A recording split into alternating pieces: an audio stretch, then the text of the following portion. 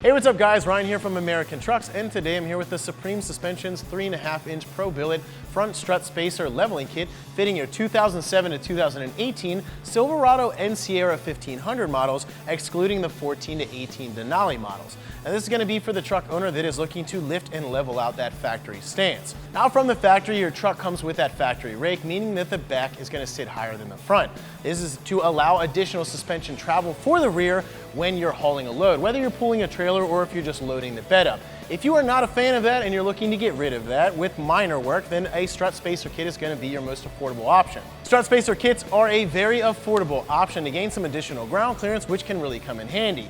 Not only is it going to add an aggressive appearance to your truck, but it's better for off-roading, keeping that vulnerable undercarriage further away from the ground and any trail hazards that you may come across. Now, along with that additional ground clearance, this kit is going to allow you to run larger tires, up to a 33-inch tire, and that's not only going to add to that aggressive stance, but of course it's going to give you a little more ground clearance as well. Now, this kit is completely bolt-on. These spacers bolt directly onto your factory strut, which is going to, of course, save you a little more money. It's also going to maintain that factory ride quality, allowing you to reuse that factory suspension. Now, these spacers are made from billet aluminum, and they are CNC machined for a perfect fit. They're finished off with a black anodized coating, which is not only going to provide corrosion protection to the spacers, but it's going to blend right into your factory suspension. Now, these lift and leveling kits can range anywhere from $60 all the way up to over $600. Of course, the higher end kits are going to come with upper control arms, rear blocks and shocks, etc. However, they are going to cost you a lot more money. So if that's something that's not in your budget, you're not looking to spend that much money, or you really don't want to dive into all of that work on your truck,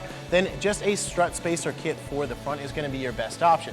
This kit is coming in right around $120, making it a very good option to go with, and it fits perfectly. It gets the job done, it levels the truck out, and it is designed to precisely lift and level it out. As far as installation goes, I'm going to give this a 3 out of 3 wrenches on the difficulty meter because, of course, we're dealing with suspension and such. Expect this to take you about 2 hours, so you can get most of this done just using basic hand tools. Now, with that being said, let's hop into the install. Tools we use for this install: a bungee cord, safety glasses, pry bars, torque wrench, 1/4-inch drive ratchet, Phillips head screwdriver, flathead screwdriver, 18mm wrench, 16mm wrench, 15mm wrench, 3/8 drive impact, 1/2-inch drive impact, a cut-off tool, 5/16 Allen key, 21mm socket, 17mm socket, 15mm socket, 10mm socket, and a hammer. So we're going to begin this installation with our truck on the lift. Now, you don't have to necessarily do this on a lift. It makes it a whole lot easier, but you can do this on the ground if you want to. If you're going to do it on the ground, you want a jack stand and, of course, a floor jack. We have it up here on the lift, and we already have our wheel and tire off. Before we get started with taking apart some of the suspension, we're going to disconnect some of our lines. So we have an ABS bracket here, and then our brake line bracket. We need to disconnect those. That way we can drop this whole thing down. So we're going to use a 10mm wrench. I'm going to bring you over here, and we'll get started. So right here at the top of the steering knuckle, you're going to have this bracket right here with our ABS line. 10mm socket. We're going to take this bolt out.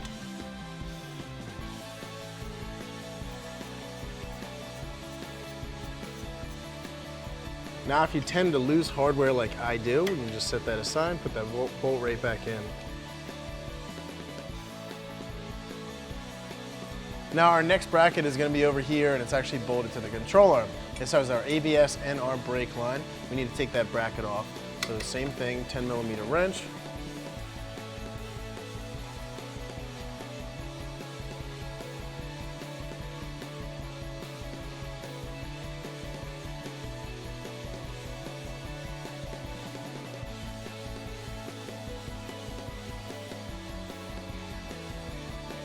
Next thing we're going to do is disconnect our sway bar end link. So you're going to use a 15mm wrench for the top, 15mm socket for the bottom, and at this point in time it would be a good idea to do the same thing on the other side, get that other link off.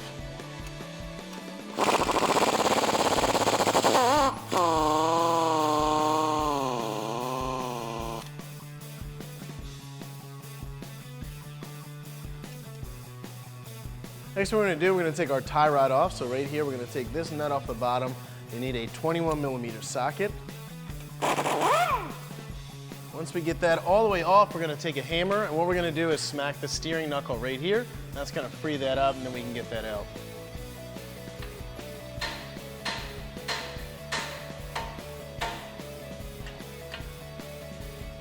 Next thing we're going to do, we're going to disconnect our upper control arm from our spindle. So with this nut right here, we're going to take that nut all the way off. We're going to use an 18mm wrench to get that off. After that, we'll shock it and get it to crack free.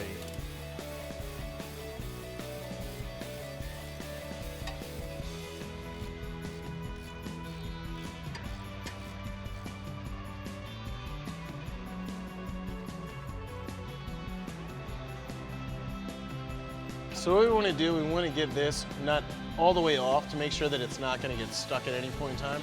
And we're going to stick it on just a few threads and we're going to crack this free. So before we break this free and we get this upper control arm out of the spindle, there's a few things I want to talk about. There's a lot of swinging weight right here, and we have a four-wheel drive half shaft right here. So we don't want to allow this to come forward because that's going to disconnect the internals inside of that shaft and we can mess it up. So if you wanted to, you could take your brake caliper and your rotor off because that's going to reduce the weight by a ton. What we're going to do is crack this free, and then we're going to bungee it over to the side. And right now, since we have not disconnected our strut assembly, that's going to hold this whole entire assembly up. It's not going to allow that lower control arm to drop, and that way we can attach our bungee and get that over safe and sound.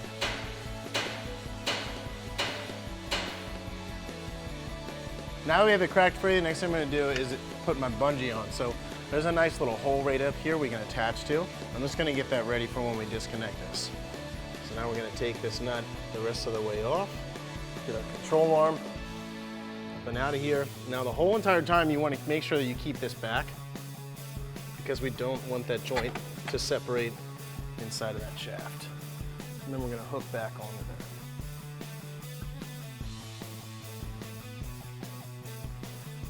So that's going to keep that in place. So the next thing we're going to do is start working on disconnecting our strut. We're going to have two bolts down here. These are going to go up through the bottom. We're going to go underneath and take those out. We're going to use a 15mm socket to get both of those out. Now once you take this last one out, the lower control arm is going to start to go down. It's not going to drop very far, but it will separate itself.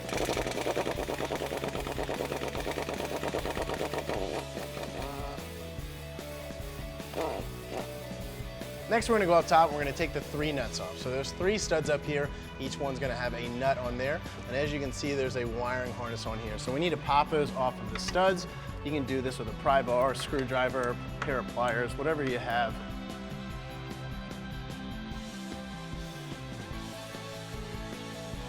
So after you free that up, we use our 18mm wrench.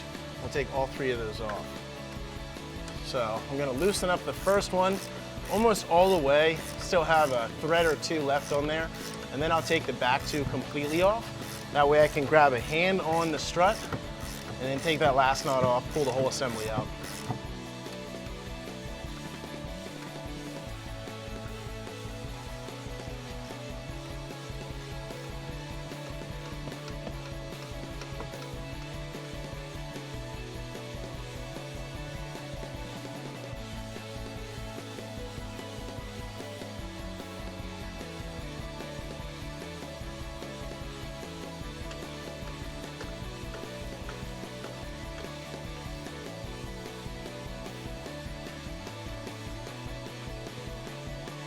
So like I said, we're going to put a hand on it. We'll take that nut the rest of the way off. Then we'll get this whole thing out.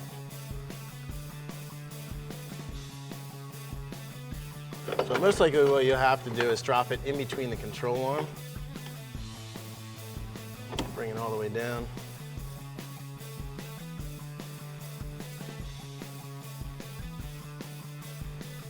So now that we got our strut out, there's a couple things that we need to do before we get it back in. First thing we have to do, we have to attach the spacer on top.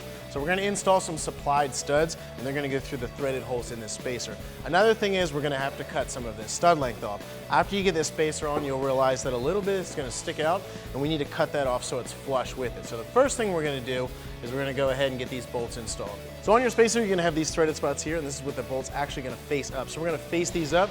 Bolts are going to go in through the backside, and then these giant cutout holes, this is what's going to slide over here. We're going to attach that on. So on the back side of these threaded holes, we're going to start our bolts. We'll get all three of these bolts started. After that, we're going to take a 5/16 Allen key, and we're going to tighten these up.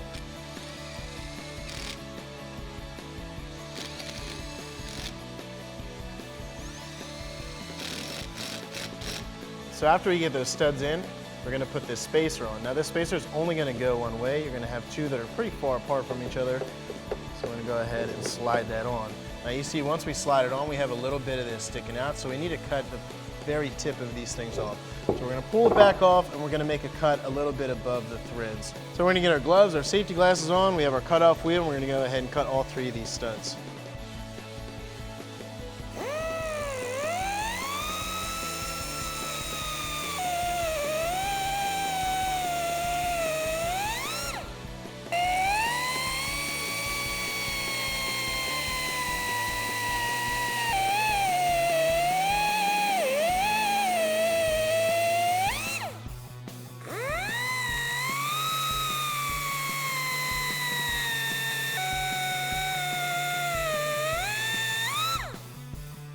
All right, so once you get all of those cut, we're gonna go ahead and install our spacer. Now the reason that we cut them above the threads is so that we don't mess the threads up for when we go to install the new nuts. So each one of these, we're not gonna use the factory nuts. Those are gonna stay for the top studs that poke up through the strut tower. We're actually gonna use the new stuff that they give us. So each one's gonna get a flat washer and a lock washer, and then one of the supplied nuts. And we can use a 17mm socket to spin that in.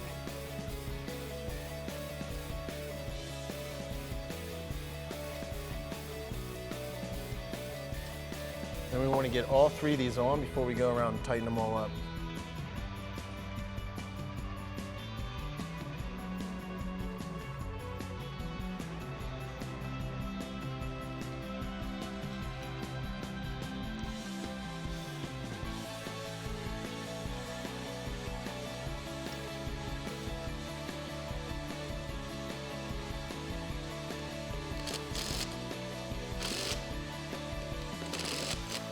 So after we get them tightened with a 17mm, you want to torque all 3 of these to 37 foot-pounds. So there's one last thing that we need to do before we get our strut back in. We're going to be installing a spacer in between our strut and our lower control arm, and we have brand new bolts and nuts for this bottom section. So we need to get these captured nuts off. The way we're going to do this, they're just held on by the sides. You can get a flathead screwdriver in there and just pry it up, and we'll get both of those off.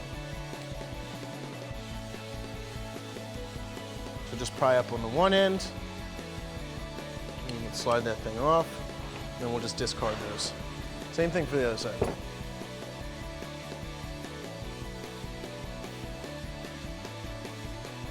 So at this point in time, we're ready to reinstall our strut. You want to get all of those top nuts ready for when you get it in. You also might want to grab a second set of hands. It's pretty heavy, and it's hard to get in there and line it up, and we're most likely going to have to push this lower control arm down to fit it in. But we're going to try to slide it up and in. And I'm actually going to go through the upper control arm.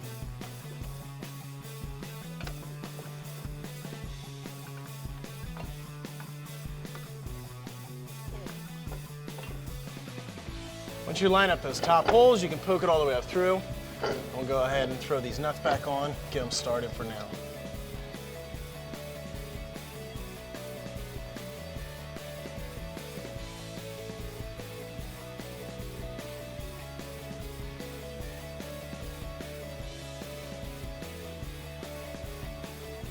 Now before we get any of the top tight, we're going to connect the bottom because it needs to swing in a little bit. What we're going to do is put our pole jack underneath. We're just going to raise this control arm up just a little bit. And after that, we're going to install this spacer. So this is the spacer that I'm talking about. We have this funky little horseshoe shape, and this open end is going to face outward towards where the wheel would bolt on. So we're going to install that in between our control arm and our strut. Now this is going to be the tricky part because the bottom of these struts, they have a bushing and they're actually clocked to go in the other way. And since we spun it around to get this spacer installed and put this back in, we're going to need to do some finagling. So I have this one side installed. The bolt is through the strut, through the spacer, and poking a little bit into the lower control arm. What I'm going to do on the other side, I have a thick Phillips head screwdriver. I'm going to place that in there, and what I'm going to do is just twist this a little bit. That's going to straighten that out. So once you get that one side in, you go ahead and put that new nut on there. That's going to be a lot easier to get the other side in.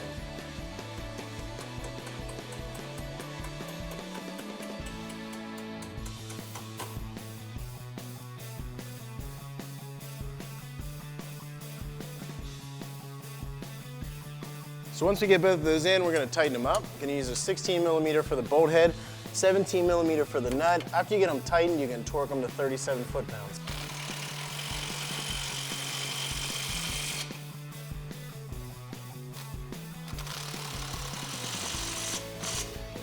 After we get the bottom tight, we're gonna go up top and we're gonna tighten up these factory nuts. We're gonna use that same 18mm wrench, and then the same thing, once you get them all tight, you can torque them to 37 foot-pounds.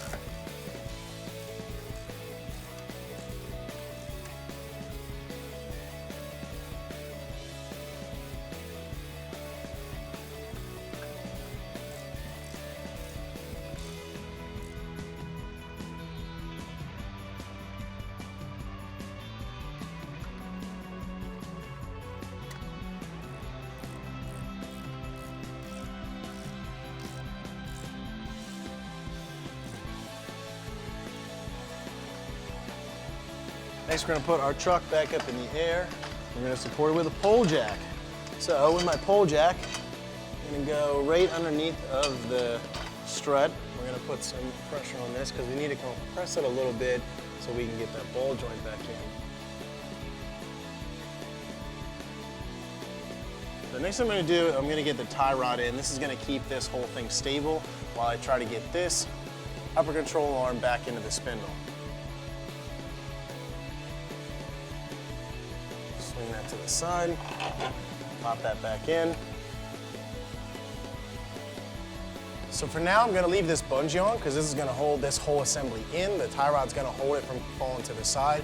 So all I have to do is just balance it back and forth and get this to line up. So what you want to do is we're gonna take 2 pry bars and we're just gonna walk this thing down. We're gonna walk our upper control arm down.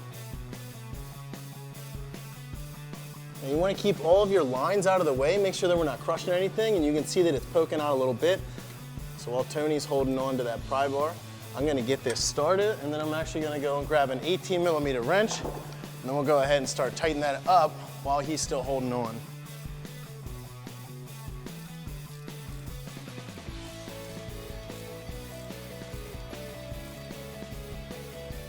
So once you get the ball joint nut tightened all the way up, you want to torque that to 37 foot-pounds as well. So after you get the ball joint in, the next thing we're going to do is our tie rod.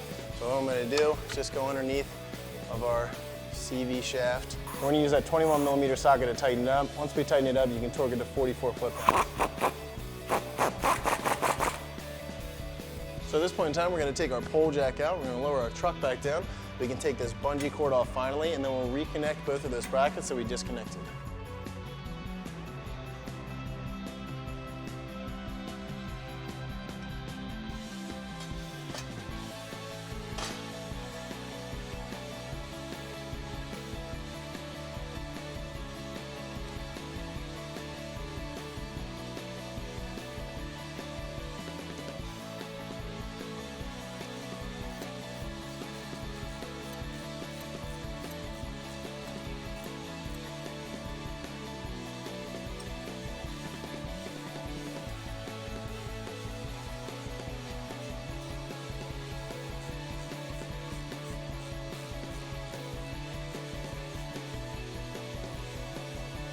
When you're tightening this line up, you want to make sure that this is pretty straight because we don't want this ABS line to rub anywhere or get caught in anything. And the last thing we have to do on this side is reconnect our sway bar end link. So shish kebab bolt is going to go up to the bottom, all the way up to the top. Then we're going to pull our sway bar down onto it. And we can go ahead and install this bushing with this nut on top. Once you get it on, we can tighten it back up. 15mm wrench up top, 15mm socket down the bottom.